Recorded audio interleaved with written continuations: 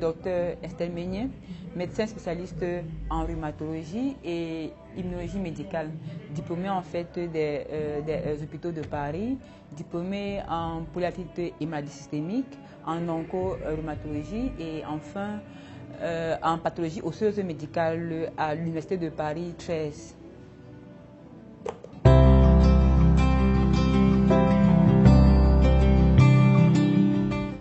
Ok, les vertus de l'aloe vera. Communément, on aime bien dire que c'est la plante aux 1000 vertus. Ça, je suis un peu d'accord parce que c'est en fait une plante avec un grand pouvoir antioxydant. Donc, du coup, c'est une plante qui vraiment, elle seule peut nous apporter des oligo-éléments, acides aminés et puis les minéraux. Ça nous apporte beaucoup d'éléments que nous manquons dans notre alimentation de tous les jours. L'aloe vera, en réalité, avec ce fort pouvoir antioxydant, a des vertus telles que les propriétés immunostimulatrices, régulatrices, avec un grand pouvoir anti-inflammatoire, anti-allergique et détoxifiante. Pour ne pas être exhaustif dans ma liste, parce que la liste est vraiment très longue.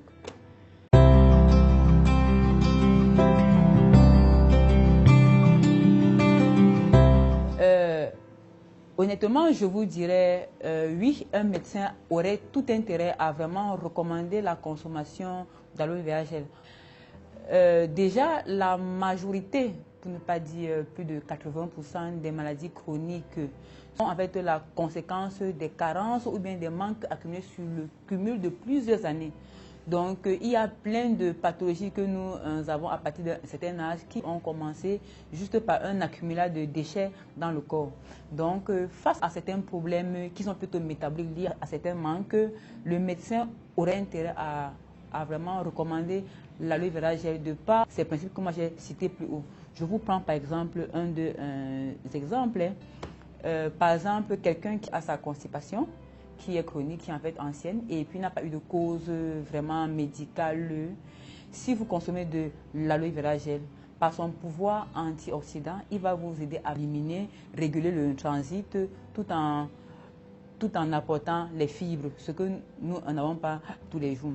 Un sujet qui a des troubles de sommeil, l'insomnie, qui est purement lié à un trouble de fonctionnement cérébral, la consommation sur un certain temps lui apporterait des oligo-éléments importants pour le cerveau et qui permettrait un retour au bon fonctionnement du cycle du sommeil.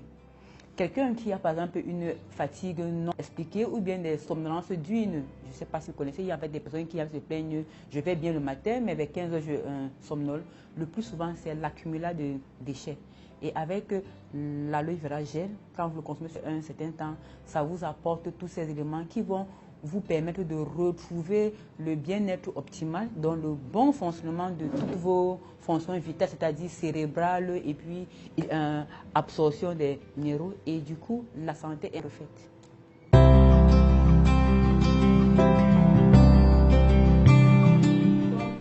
expliqué plus haut, notamment avec quelques exemples, je pense que je suis passée un peu sur quelques états. En réalité, l'indication de l'aloe vera gel se résume à tout état de dysfonctionnement chronique, c'est-à-dire traînant, qui est lié au métabolisme. C'est-à-dire quoi? Tout en fait les maladies chroniques qui ont pris le temps de s'installer pendant plusieurs années, l'aloe vera gel trouverait son indication. Par exemple, dans l'hypertension, le diabète essentiellement, qui est en fait un dysfonctionnement du foie, l'aloe vera gel améliorer l'assimilation et puis la normalisation de l'insuline. Du coup, c'est un apport supplémentaire. Mais je tiens vraiment à faire une précision. Ce n'est pas le traitement d'une maladie, c'est un apport parce que l'aloe vera gel nous apporte ce qu'on ne pourrait pas retrouver ni dans les médicaments, ni dans l'alimentation. Du coup, c'est un apport vraiment très très important et vraiment idéal dans un certain cas de maladie chronique. par exemple, toutes les maladies connues comme les cancers et tout le reste, le système étant affaibli, il n'y a plus de système immunitaire. Donc, les cellules n'ont même pas la force de vraiment travailler avec les médicaments qu'en fait on peut les apporter. L'aloe vera gel nous permettait dans ces cas d'apporter les nutriments nécessaires pour booster le système immunitaire, question de vraiment combattre ces maladies-là. C'est pour ça que je vous parle que l'aloe vera est vraiment indiqué dans tous les états chroniques, mais comme apport additif.